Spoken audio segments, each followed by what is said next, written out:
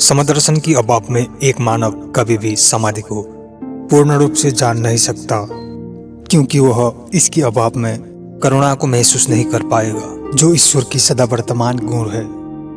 क्षमा, दया, सेवा, शांति और अहिंसा आत्मा का ही भिन्न भिन्न रूप है। इसमें योगी के प्राणस चेतना की अक्रिय प्रवाह योग श्री को पाकर अभिकृत हो जाता है। वह विकारों से शून्य, यहीं पर परमात्मा रूपी आकाश में आत्मरूपी सूरज बादलों से रहित हो जाता है।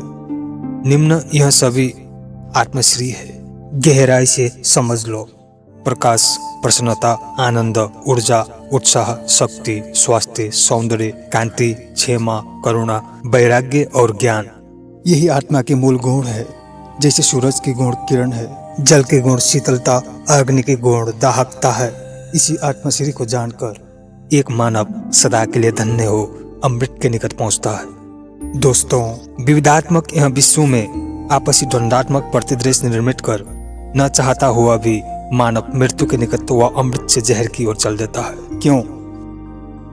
हमारे मन में, परिवार, समाज में इसी तरह की संस्कृति विकसित हो जाता है और अंध संकीर्ण एकात्मक स्वार्थ पोषण व वासना सिद्धियों की भावना प्रबल होकर दमन, शोषण, अपराध व हिंसा की प्रकृति धारण करने पहुंचता है।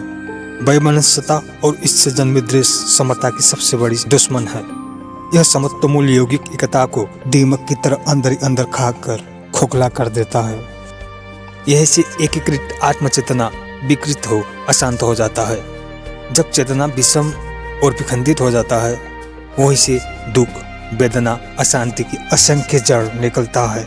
विविधता के कारण द्वंद्व, द्वेष, प्रतिदृश्य नहीं है, अज्ञानता के कारण है। यह अज्ञानता की संकीर्ण क्षेत्र में विभिन्नता समा नहीं सकता।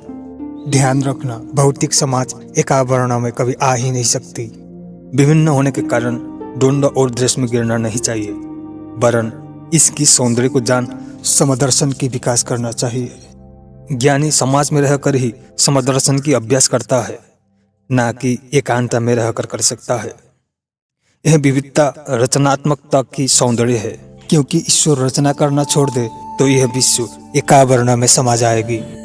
उसकी यह जगत रूपी सुंदर फुलवारी बंजर पड़ जाएगा, वह प्रलय हो जाएगी। इसी विविधता में योगी समदर्शन को प्रभु के दिखाए मार्ग द्वारा जान योग को उपलब्ध हो जाता है और समस्त विषाद और विषमता को स्वयं से और समाज से दूर कर पाता है।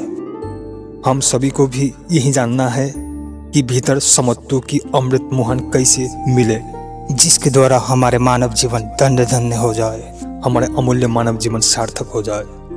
यहाँ मर्यादा, नैतिकता, आदर्श और उसकी समाज की रचना सत्ता से जन्मा सिद्धांत स्वयं करती है। सिद्धांत छुप नहीं सकता, क्योंकि सिद्धांत स्वयं प्रकाशित प्रकाश है। यह सूर्य की तरह प्रत्यक्ष दर्शित प्रकट दर्शन है, जिसके बावत हम यह विश्व में भिन्न भिन्न समाज, भिन्न भिन्न दर्शन, भिन्न भिन्न संस्कृति, भिन्न भिन्न वर्ण आदि को देख पाते हैं। विविध सिद्धांत प्रकृति की बहुआयामी रचनात्मकता का अंतहीन यात्रा है। यहाँ कोई भी चीज ठहर नहीं सकता, वही नहीं रह सकता जो कल था। सब विकास और रूपांतरण की ओर गतिशील है और होने का अधिकारी भी। यहाँ एक ही चीज होने की कल्पना करना ही अपने आप में एक भूल है। यहाँ तो केवल मात्र समत्व के विकास ही अपेक्षित है।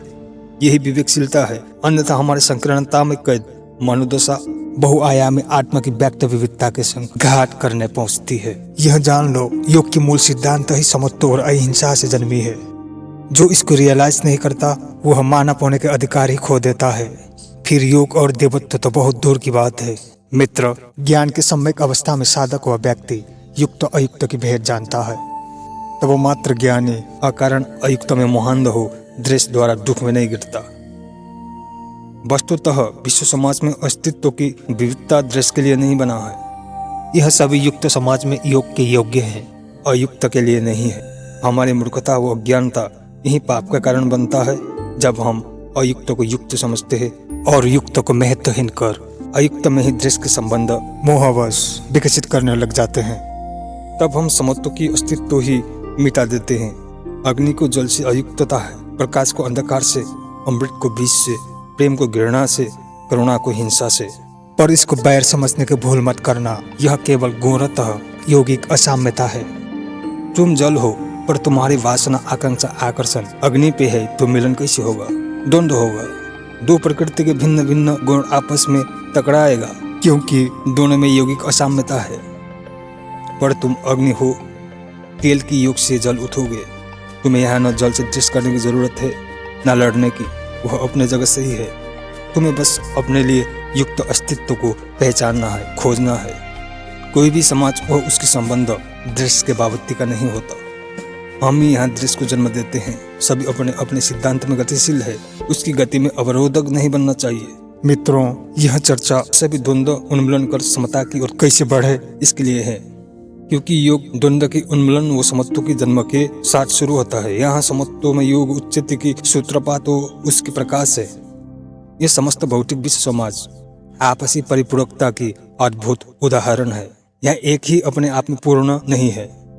मैं यहाँ हूँ, मेरे पूर्णता की आयाम अन्य है और अन्य की पूर्णता की एक व अनेक आयाम मैं हूँ। यही समाज है, यहीं पर समत्व के सूत्र है।